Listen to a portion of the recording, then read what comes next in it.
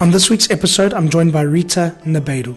Rita is the CEO of Adega Mayor Wines, which is part of the Delta Coffee Group, one of Portugal's biggest brands. We discuss, amongst other things, why she loves and why she is so proud of her country, wine in the Alentejo, and how she takes the time to appreciate Portugal.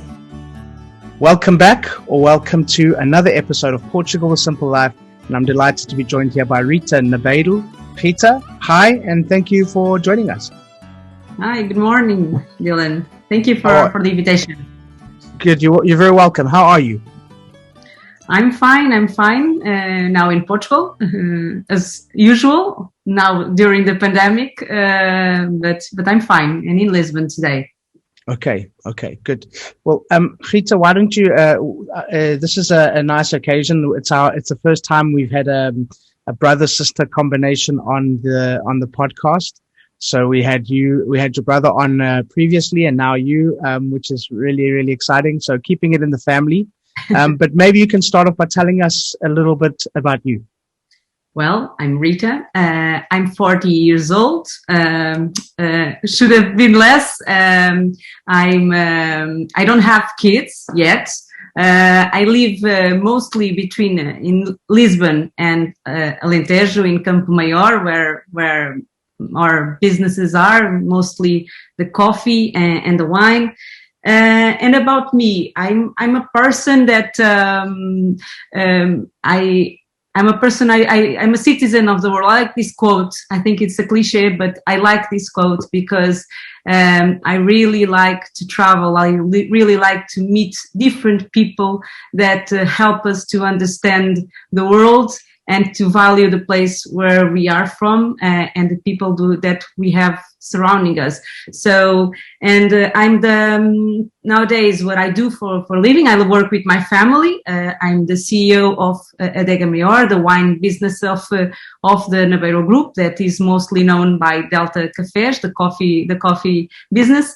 And it's something that I love, even though my backgrounds are not in the food industry. It's design, communication design. I'm graduated in graphic design, and I worked as a graphic designer for some time.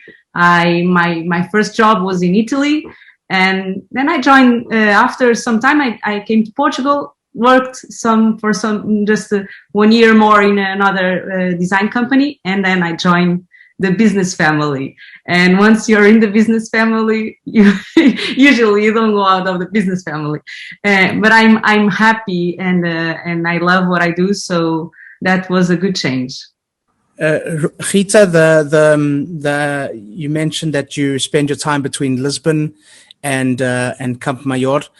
The Alentejo has got a lot of airtime on this podcast because everybody seems to be connected to the Alentejo somehow. But tell us a little bit about your terra or your terras. Our listeners love to hear from our Portuguese guests about their terra. So your village, your town, your hometown. We spoke about a lot with your brother as well, but I mean, just tell us about your terras or what you would consider to be your hometowns, your home villages. Well, to be honest, I was born in Lisbon, as well as my brother, and but our whole family is from this small village called Campo Maior. Like if you translate it, it's the biggest field. It's very, very close to Spain, like 14 kilometers to the border with Spain. So they are half Portuguese, half Spanish. And sometimes they say that they speak Portuguese in the morning and Spanish in the evening. That was some years ago during the civil war that lasted in Spain, because we are so close to the border. But anyway, that's funny, the question, because I remember growing up in Lisbon, and I studied all my years of study. I was living in Lisbon, and at some point my family asked me, or the friends of my father's, what do you like? You prefer Lisbon or you prefer Campo Maior? And sometimes I would answer Lisbon, but when I was young, that was because I had all my friends here and all my colleagues. But with time, the answer that I got was, I'm 100%. I feel like really part of the world. I'm a Portuguese and I'm proud to be it. And when I answer, I was like, I'm 100% from Lisbon, Lisboeta, and 100% Alentejana from Alentejo. I have both of the two worlds. This a little bit of more cosmopolitan side of Portugal, and a little bit this slowing the time and appreciating everything and being available to absorb things. And I think that's also the good part of Alentejo. And of course, Alentejo is one of the biggest in terms of area regions of Portugal. So it's normal that people can relate, and they kind of feel that time slows down when you we have a saying that is to ter vagar, is how can I think I don't have is to be really available, and if you add a D or D and a E, devagar, it's slow. the word. So I think you have time. It's when you have time, and that's in Alentejo you learn.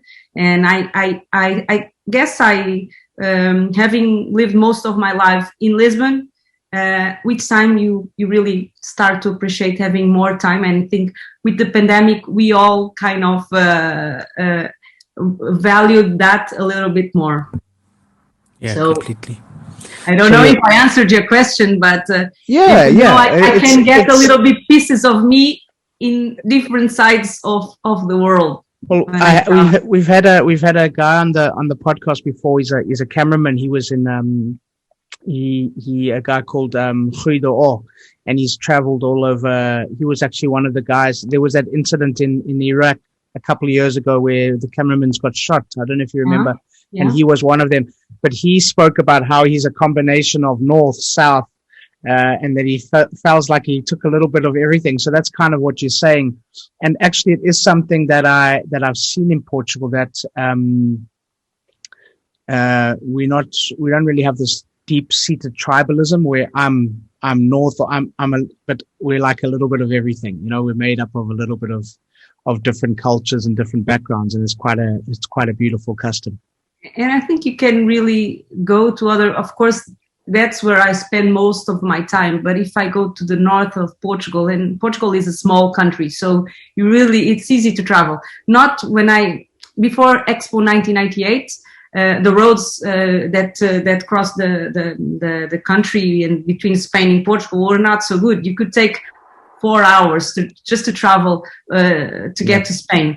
Nowadays you do it in 2 hours. So one of my memories is that traveling would take a lot of time, and today it's pretty easy. So in just a few hours you're in a totally different landscape. People, they are the same, but they are also a bit different on the outside. In the essence, they are the same.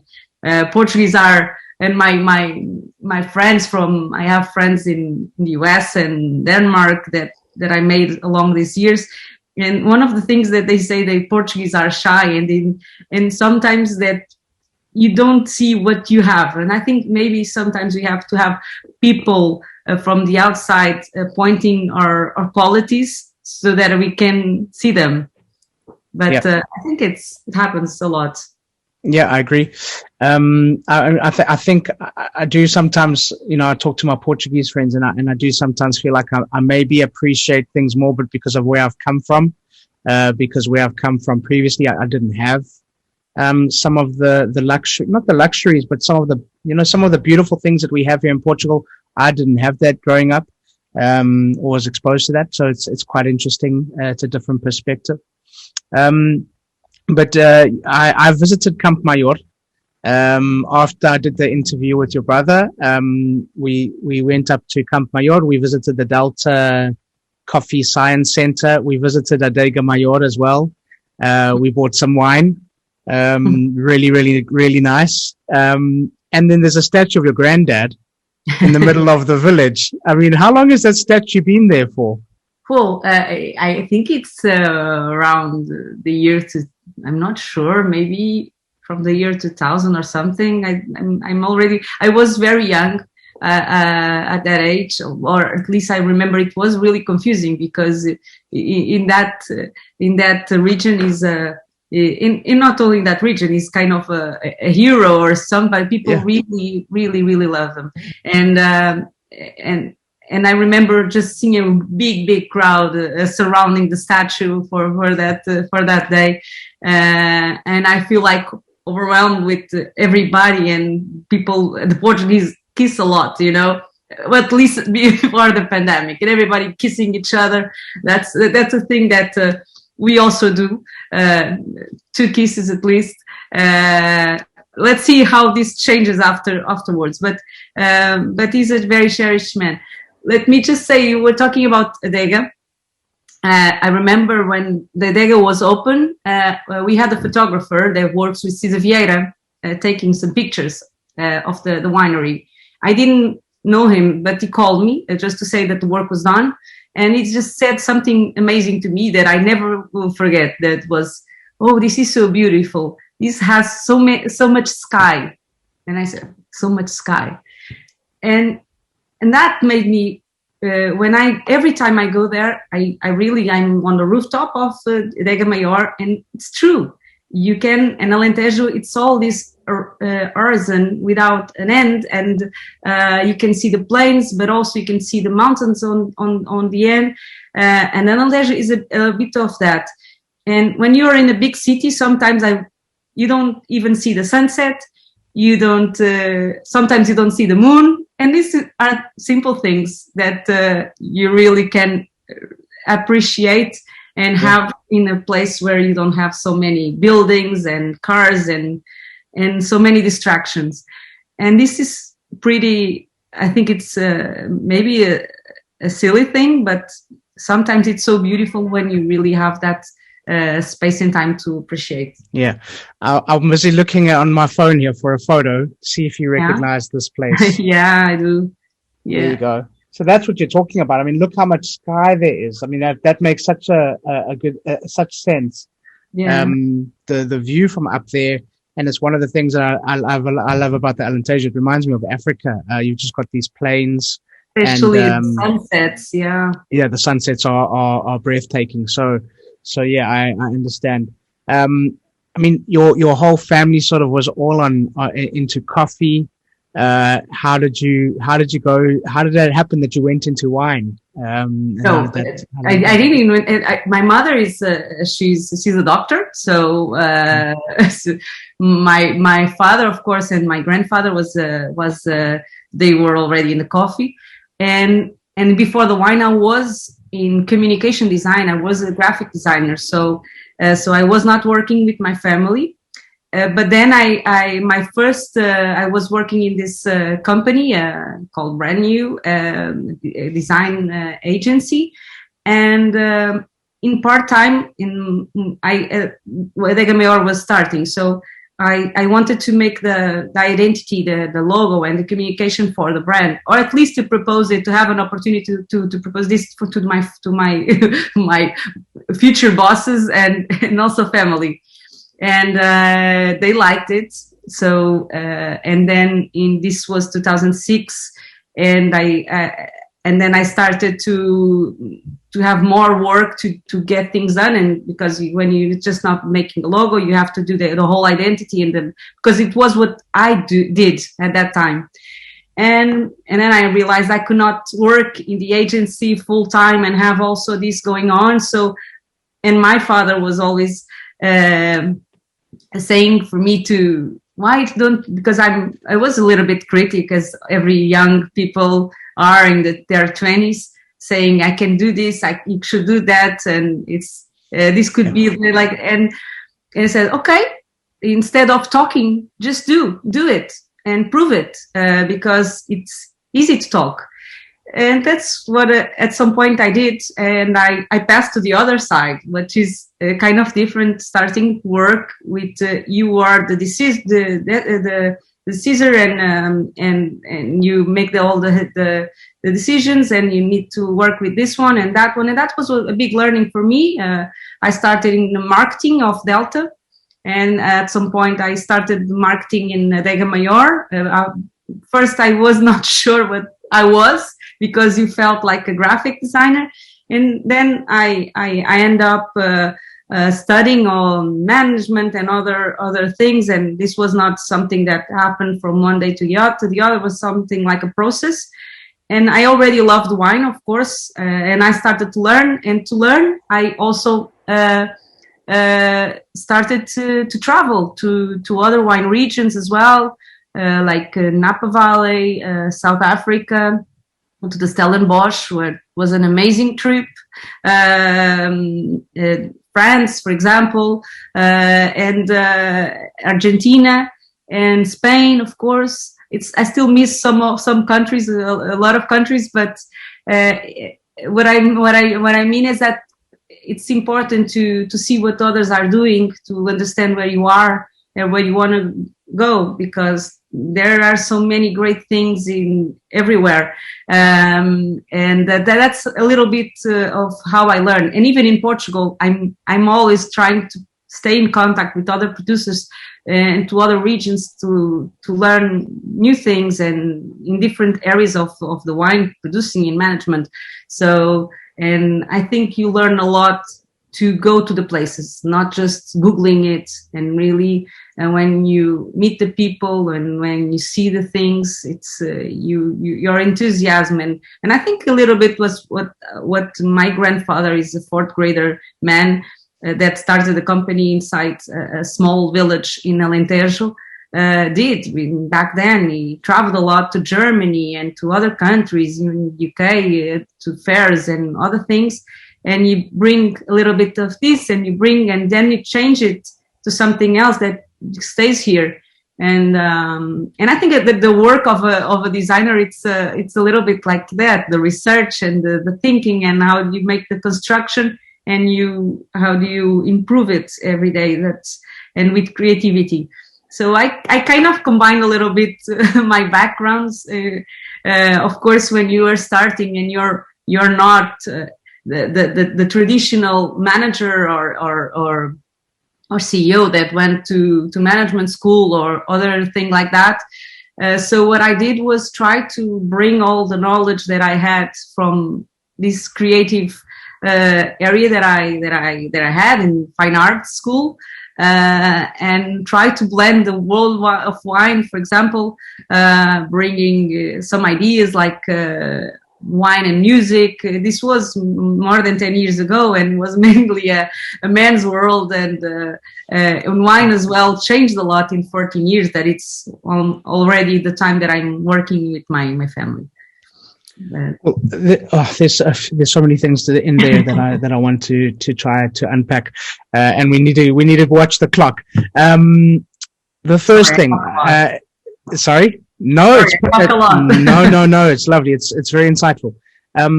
My wife and I, we are 100% on Team Alentejo for wines. For me, for us, it's the best region in Portugal for wines. But yeah, there are lots of other good regions. I like the Bairrada region. She doesn't really like Bairrada.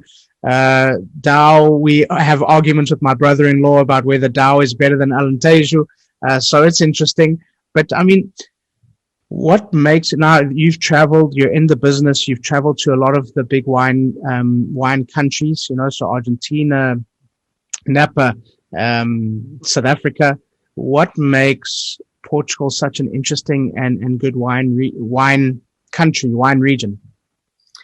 Well, some of the arguments that people use, sometimes it's like it's the relation between quality and price, and I don't like that argument because I think we undervalue ourselves. Of course, you have a market, and when I compare it, if I was doing a blind taste, I think we would probably, in terms of quality, be really.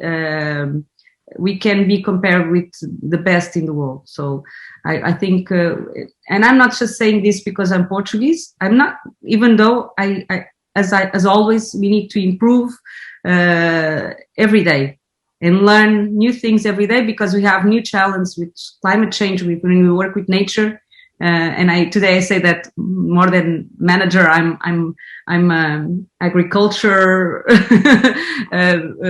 businesswoman and a farmer. Yeah, sorry. And but when I travel and as I said to you, I meet a lot of people, and of course we change always some bottles and we taste it together, and so the quality is there. The perception sometimes of the brand Portugal sometimes is it's underrated. So it's sometimes a question of perception. We do this with everything. We also do it with wines. But one of the things that tourism brought to the wine was that people would come to Portugal. They love the country, and they really said, wow, they have, because they had not, they were not expecting. Maybe they had their expectations were low. But anyway, I think we have all this diversity. Our wines are mostly blends. When you go to the US, most of the wines that you find, the Cabernet, the Sauvignon Blanc, they are single varietals mostly. When you find Portugal, you don't really find the grape varieties. They are mostly Portuguese. And usually you find it in a blend. So you have the names of the wines. Of course, this to explain to another person, it's not really easy. But at the same time, you have to tell a little bit the layers and construct this, because you have all these enormous grape diversity. And there are more than 300 grape varieties that are from the Iberian region. So of course we don't use today all of them, but they are all cataloged. And the thing is, we do the blends, and the blends is when you have only one pencil, you have to do an amazing drawing. But if you have a lot of colors, you can play with them, and in the end you have to make a good painting. So that's the art of the blend as well. You do it in the coffee as well, because we bring a little of coffee of different regions and the heart of blending, and that's kind of the secret. But I would say every wine regions, and I think they all have their uniqueness. You just have to find it where it's yours. And I think in our case, it's this real diverse and the great genetic heritage of grape types that we have, and that's a good thing, because some of the grapes are well adapted to our soils. And as we realize the warming weather, you need really to have this adaptation. And when you change the plants and bring other kind of plants to your soils that are not really adapted, it's like trees. It's just so to understand things. If you bring a tropical flower to a climate that it's not tropical, they will not really adapt as so well like in their native country or origin. So you have really to select, and this it's a study, and I think we are more and more digging deep in these studies. But I think this diversity that we can play with, this heritage of the clay, like Campo Maior was one of the regions that already started to produce the clay jars that are now coming back to tradition. So I think now we are rediscovering our heritage, and that's fun when you kind of have this history that you can bring from the past and reinvent to the future. And I think we are being able to bring this new experiences to the wine and reinvent ourselves. And that's, I think, maybe this diversity, this kind of experiments on on the amphoras and all of the different types of making wine. And in a small country, you can find this whole diversity of wines and wine regions. Yeah, it's amazing. It's amazing that you can do that in just a few hours. You can have a completely different experience. We've spoken about it so many times on the podcast, the diversity that we have in this country, not just with wines, but with nature, with the type of landscape, with people, with food, in such a small area. But another thing I wanted to ask you, Rita, you mentioned that previously there were not a lot of women involved in this industry. That seems to be something that's changing quite quickly, and it's refreshing to see. Yeah, when I started, imagine a young woman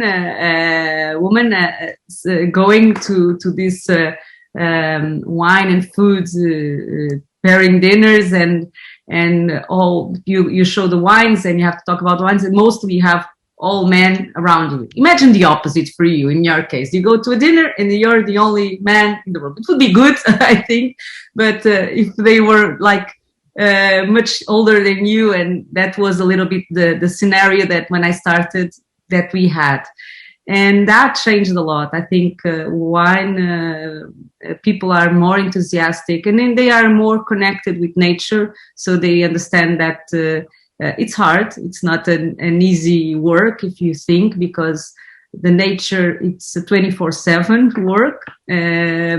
You have to be prepared, and then you have all the things that you have to do. And there are so many, that's so many brands of wine brands that it's a hard competition. But if you look to the good side, they are not just your competitors, they are also your partners, and you have to build a Portuguese brand. But for me, in that sense, today I find that a lot of changes occurred, and it's nice to go back and see. Maybe, of course, there were already some women in the wine business, but today we are much more, and I think we are. And it's good to have more diversity as well, in this case, of women and men and women in the wine sector, and young people as well, because as these traditions in the wine is very traditional in that sense. So you need to bring something more fresh, and not just the tradition is okay. And I think that's what a little bit I'm trying to do for all these years in Adega Maior, is trying to reinvent. We have a modern winery designed by Cisa Vieira, with Pritzker Prize in architecture. It was the first design winery in Portugal. And my backgrounds were design. I would want to be an architect before I went to design. So I think this, when you connect these dots, everything got together. And bring a little bit of creativity and try to understand wine in uncomplicated ways, because sometimes it becomes too elitistic. And I remember when I started in the wine, even though I liked it, it was important for me to understand, and I like to understand, but I don't like being that treat me like being stupid, you know. Yeah. And so I wanted to do that with others. So when we did this wine talks and music, I brought like musicians to talk about wine, and young artists that now are consecrated artists to talk about wine. And we blend in, it was always this, I like to blend these kind of worlds because they really matched well together. And so after all these years, things changed a lot, and that's just very positive. I have a lot also of women working with me, but men as well. I like diversity in everywhere. Well, I mean, it's we spoke about it we do a regular podcast episode called Pride of Portugal with a guy called Ricardo Monteiro. And we do it like every few months. We do this Pride of Portugal. And one of the episodes, I think it was episode 2, he said that one of the things he's proud about is that Portugal in Europe, or actually even in the world, has one of the highest percentage of women in leadership roles and in senior business roles. And that's something I think people are surprised to hear about, because there's that perception that we're the sort of old-fashioned country of farmers, but it's not like that. It seems like there is a lot of opportunity for everybody. Well, in my case, and I have to be honest, of course, I had an opportunity. I'm part of the family, but I'm not a person that I think I really try to value myself. I like to study, and I need to really feel that I'm worth the place. And every day I try to remember myself. And the day that I don't remember that, I maybe have to change and take a walk and maybe come back, because I need to challenge, and I need to challenge my team, and then my team challenges me. So I keep that in my head every day. But it's true. We still don't have a lot of, because we have a lot of family-owned businesses. Most of the Portuguese companies are small and medium companies. And of course, some of them are also family businesses. So, and probably if you dig, most of these companies or the women that sometimes are leading are sometimes from the family. It doesn't mean that they don't have their value, but that is also changing as more and more young women are coming out of the universities and coming to the companies and trying. It's a process. It's slow, and I think men should also give the opportunity for some women to show that they deserve the place, and give them that opportunity. I think it's also the job of some men, and for the women to be. So of course the motherhood, it's and the parental issues are sometimes a barrier. So I think sometimes the law and some of the protective measures of some countries are important, so that women can really go have their babies, and if they want, and they can come back. And I think we are better than we were, but we still need to improve a little bit. And if we compare it to other European countries, Portugal still needs some work to get done on that sense. But anyway, it's already going on. You mentioned something else, Rita, and I want to move on to your travels and things like that shortly. But you mentioned something else about brand Portugal, and that stuck out for me, and it's something that I love to talk about, because I think as a country we have a lot to be proud of. In the business world, we have a lot of things that we have to do better, but we have a lot to be proud of, and we've achieved a lot for the country that we are. I'm starting to now think we mustn't achieve a lot for a small country. We must just achieve, and we must just do great things. And I know that you're part of that group. What's the Portugal? The what? It's brands for Portugal. I mean, how important is this to you, and what makes you proud of brand Portugal, about what we can be and who we are as a country? Well, let me just wrap up. And in my travels, and I traveled a little bit. As I remember, I always loved to travel, and wherever I travel, I remember in 2008, I went to Japan. It was my first solo travel, and to Japan. And back then, we don't have, 2008, we already were having a little bit of smartphone, but not that much. We didn't have GPS, translators, and I was really lost in translating. But why I'm telling you this story? Because then I was part of a small group of people, 2 Americans, one from Indonesia, a couple from Indonesia that lived in Australia, and our tour guide was not the tour guide, but a tour leader. And it was from Tasmania. And that was a funny group. And I was the European. For the first time, I felt like, oh, you are the European, not Portuguese. And then the American said, oh, I should go to Portugal. This was in 2008, because they said that this is going to change, because this was like, the idea that people had for Portugal was like a rural place that really lost in the old days. And this is a little bit the perception that is changing, and I think the last years already changed. What hasn't changed yet is if you see Italy, you feel great cars, great design, great Italian pasta and pizza and all that. If you go to Switzerland, it's the brand is really structured, the clocks and all that. Spain, it's Salero, that's the dance, and if you go to Portugal, I think this brand, what is it? No, it's a little bit what you have behind you, the cock of Barcelos, and but in that sense, it's hard to explain. But when people come and when they visit us, they really understand what it is. So sometimes it's hard to explain because it's hard to put everything in boxes. We have great food, great wines. I think in terms of innovation, we are bringing more and more innovation, but sometimes we don't, sorry to say, I'm going to say, sell ourselves well. So I think it's this perception that we need to bring as a whole to others can really understand what is it about Portugal.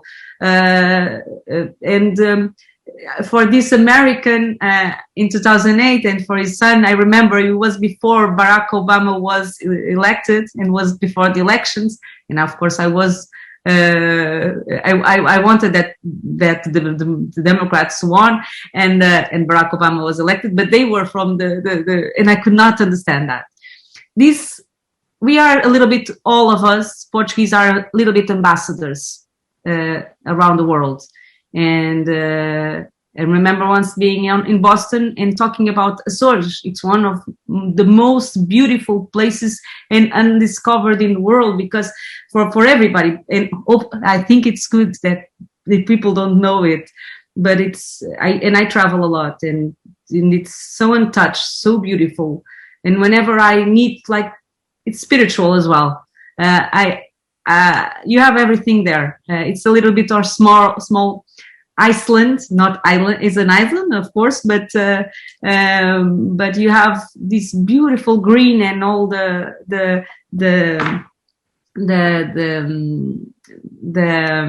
because this is a volcanic island and archipelago, so you have this volcanic geysers and everything there.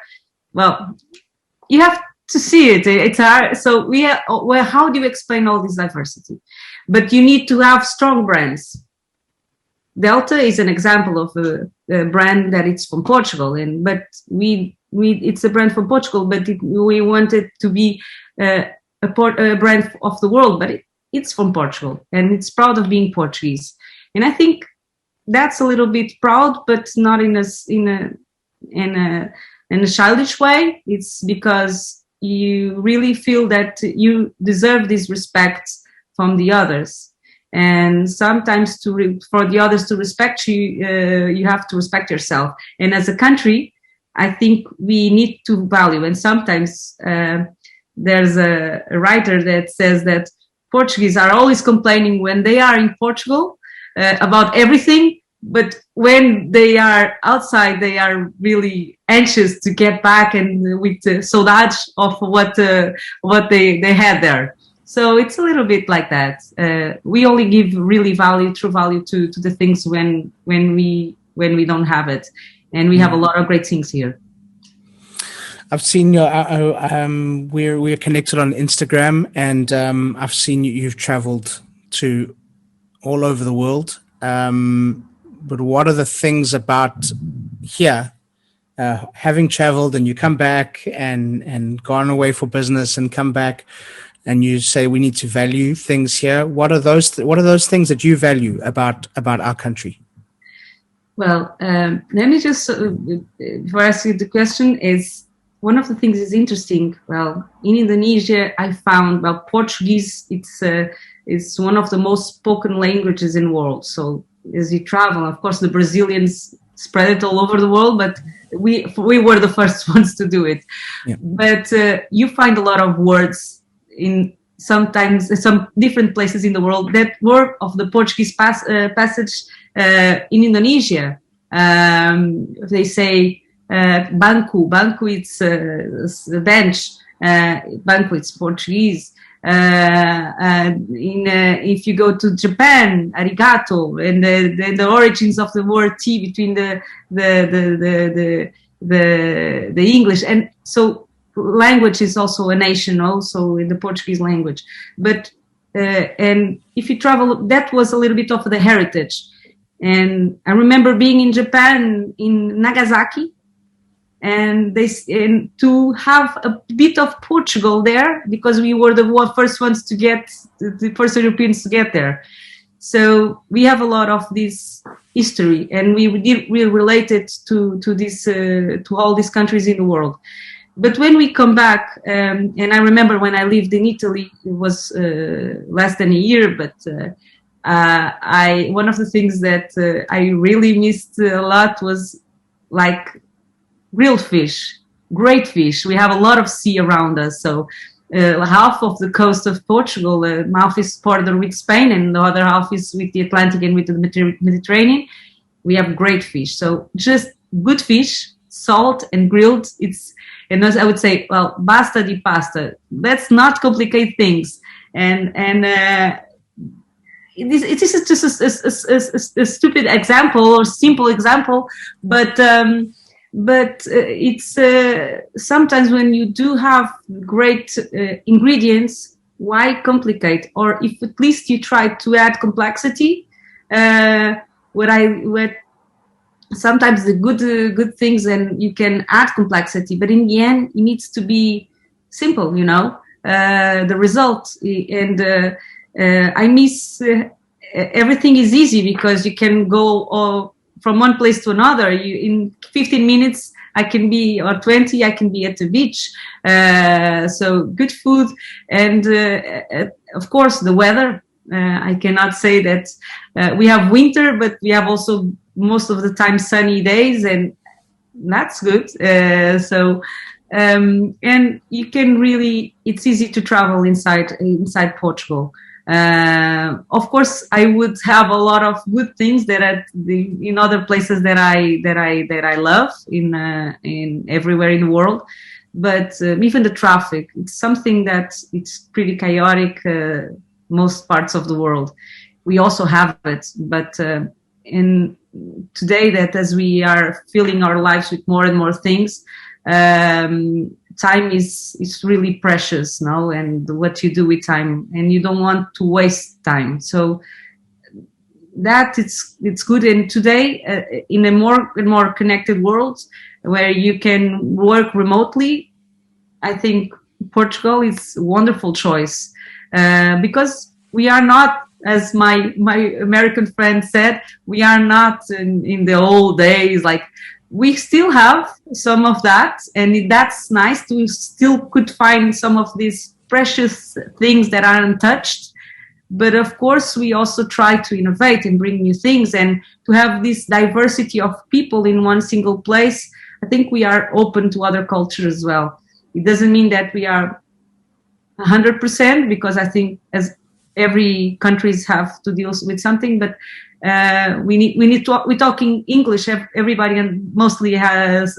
So for somebody that is trying to be integrated, I think this also is pretty important. Even if you don't know how to speak English, we will try to find a way to help you, and that's good. Yeah, well said. Those are all things that we should be really, really proud about.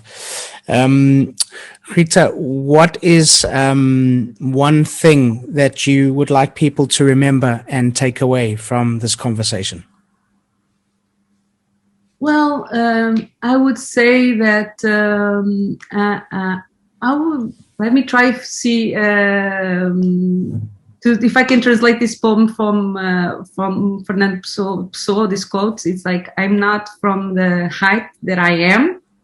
I'm from the height that I see, and from what I see. And what it means is that even though we are a small country, we are a little bit close. We are connected with every parts of the world, and we have the whole world inside Portugal.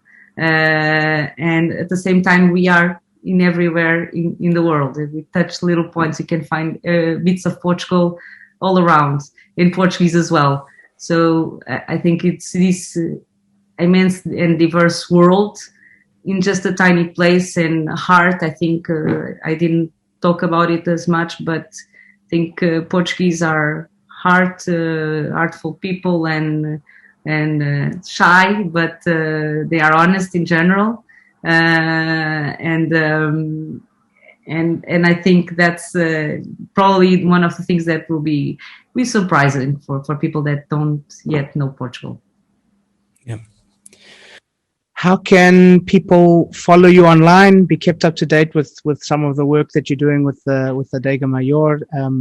How can people come follow? Well, I'm usually lately I'm not being so active in my personal social media, but you can follow me. It's not my business Instagram. It's especially, I love photography. So, and when I travel, it's one of the things that I do it with my phone. I used to do it with my camera, and sometimes I do it. But you can follow me on Rita Nabeiro, find me on Instagram, and in Adega Mayor, of course, it's just type Adega Mayor. Mayor, it's because Mayor, it's not Mayor, it's because it's the biggest, like in Portuguese, from the Campo Maior region. And you can also follow us on Instagram and Facebook and all the traditional links, because and that's it a little bit. My one is my individual one is mostly about traveling and the things that I capture with my eyes and that I love, and small bits of reality. Okay, we'll put links in the show notes so that people can follow, and also follow the company and try the wine, because it's really good. Okay, thank you. Rita, a question that we ask all of our guests: Portugal, the simple life. Why? Well, simple, not simplistic. Why? Because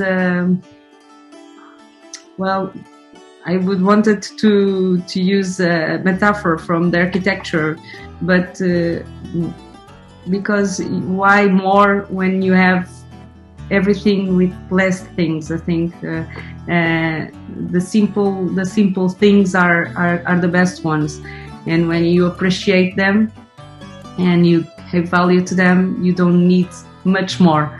And I think Portugal has all that.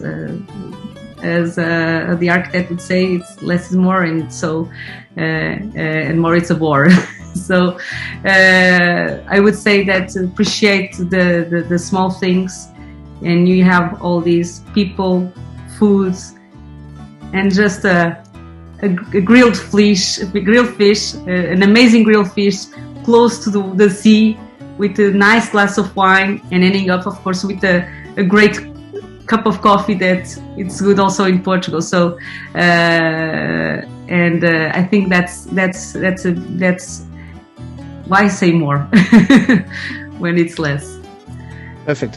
I thank you, Rita. I've loved this conversation. It's been happy and joyful, and now I really feel like eating fish after all of those those fish references. But thank you so much for being on the podcast. Okay, thank you, Dylan. And I'm going to let you call it. Okay, that's a wrap. So thank you once again to Rita, and thank you to all of you for listening. Please subscribe, share with your friends, give us a thumbs up, and please leave a comment or a review. We'd love to hear from you. And as we say in Portugal, a nossa. Welcome to the simple life.